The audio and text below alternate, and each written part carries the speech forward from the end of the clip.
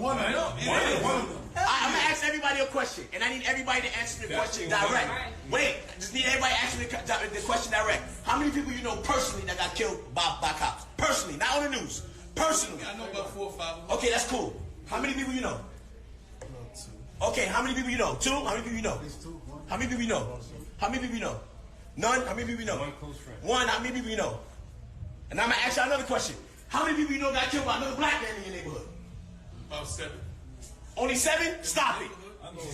Stop. Matter when, and Black Lives Matter to who? If the demonstrations can be this massive in America, talk about it. When a black man is killed by a white cop, why you don't see demonstrations on the same magnitude when our black brothers shoot down each other, hijack a car, rape a black mother, rape a black daughter? If you don't see that same frustration on when black is taking the lives of black, I'm telling you straight up, you're hypocrite. Fuck, you can't get on me. I might jump on the stage with a stick on me. Every cornerback with me got a pick on him. Every Glock in it big got a dick on it. How you watching my live, won't click on it. I'm a butt on a rolling, no tick on it. They ain't tell you about root, I got a kick on me. I just pray that my dog don't switch on me.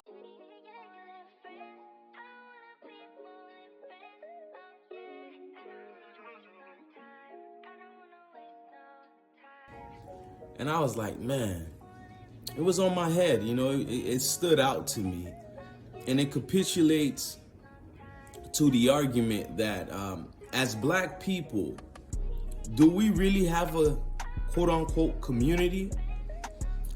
See, we love to talk about what other quote unquote races and group of people are doing, but we gotta put this mirror on this so-called community, right? So I'm driving in my so-called gated community, and I'm gonna be describing things here and there as so-called for a lot of reasons. My so-called gated community, and I'll get back to that. But I'm driving around the corner, and I'm reaching a speed bump, but I slow down, and I see somebody waiting to cross that small path, right? He had garbage in his hand, and he wanted to go to the garbage. So I'm waiting on him to cross, and like, you can tell this dude just had pure anger. Black man. You know, it's 11 a.m. I don't know why you're not at work or being productive, but hey, that's neither here nor there. But he's yelling and, go ahead, man, just go, man. I don't want nobody wait on me. He's just snapping. And his woman, you know, it seems like his woman is right next to him, and you can see her like real embarrassed. And it's something I want to touch on, right? Let's just say I was back in my adolescence, ignorant, loved to have a nigga moment, right? Wanted that nigga moment. Mind you, I'm well armed, but I'm well armed in a better disposition, a better mental state where I could I could accurately, look at a situation and tell myself, nah, there's no need, right? In terms of crashing out, all that, right?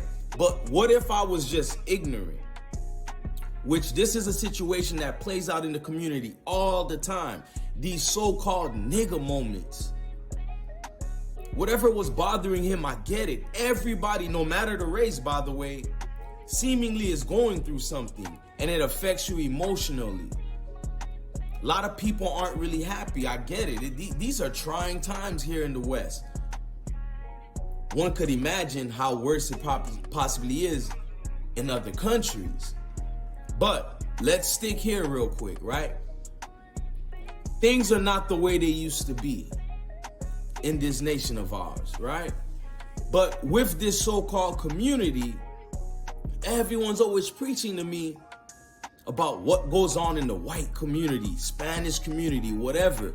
But what I can tell you, and I'm speaking to my so-called people right now, no disrespect to anybody else, but I gotta have this moment real quick. We're quick to kind of dispel what's really going on here, so we use other, examples to water down or dismiss how we treat each other. But that so-called nigga moment I could have had, I low-key wish I handled it, a little bit better. because my words I chose to say after really trying to be nice to this dude, let him cross. You know, maybe he didn't think I would slow down. I don't know what it is. Maybe he didn't want to get hit, but I'm waiting on him to cross, and he's basically like saying, F your gesture, you know, F your good gesture. I could give a damn, right? So I tell homie in front of his woman, and this is a situation that could have went left too. I say, pull your skirt down, calm down, and have a good day. And I went out of there. And what provoked me to say that was, no matter what you're going through, all this rah-rah attitude and all y'all chests always poked out, it seems that we do it with the snap of a finger to one another. So when I'm always hearing about our community, it just, you know, it drives one to wonder, do we have a community? Or we just have sporadic people that look like each other living amongst one another, who seemingly hates each other. Everyone want to tell me about how much Trump hates black people. Trump this, Trump that. He going into politics. Not necessarily.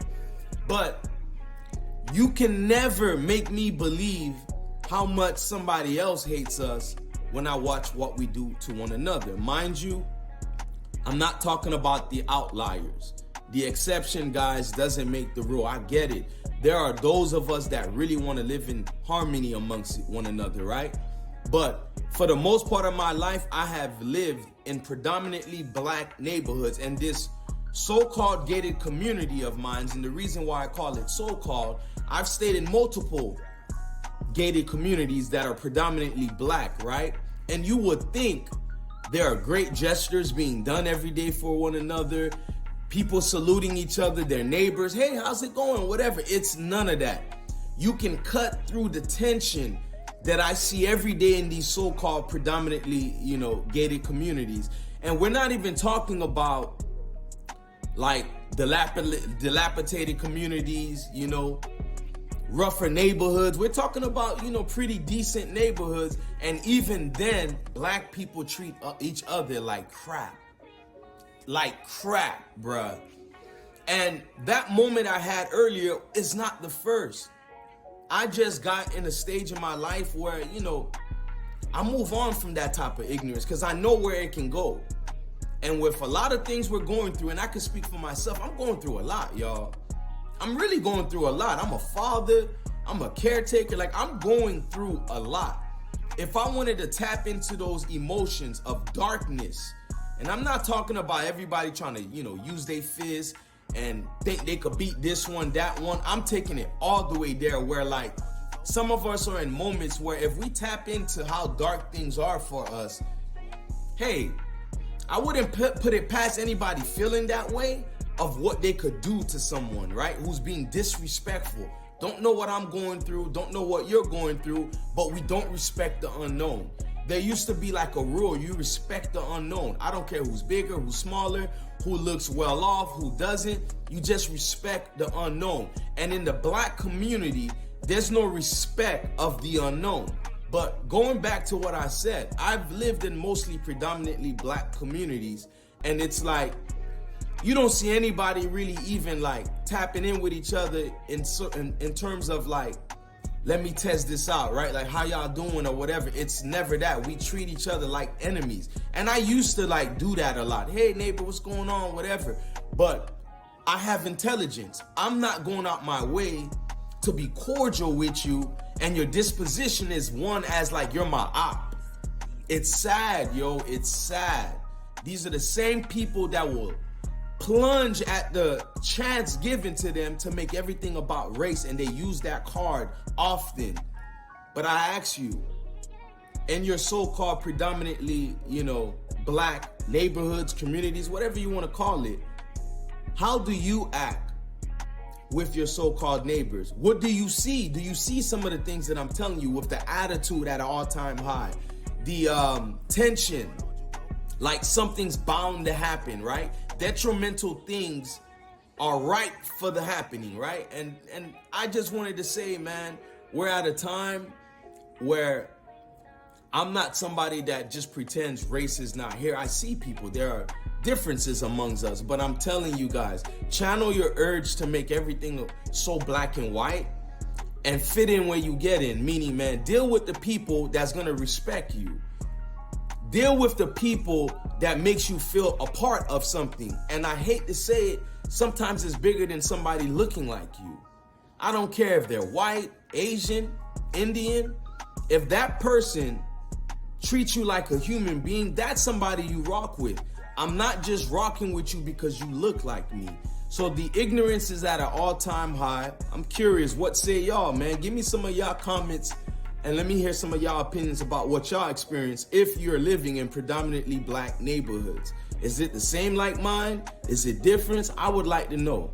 If you're new to the channel, guys, don't forget to tap in, lock in, and subscribe, y'all. Subscribe, hit that like button, help us break the algorithm. But it was just an interesting morning, and I just would like to know y'all thoughts. I'ma holla.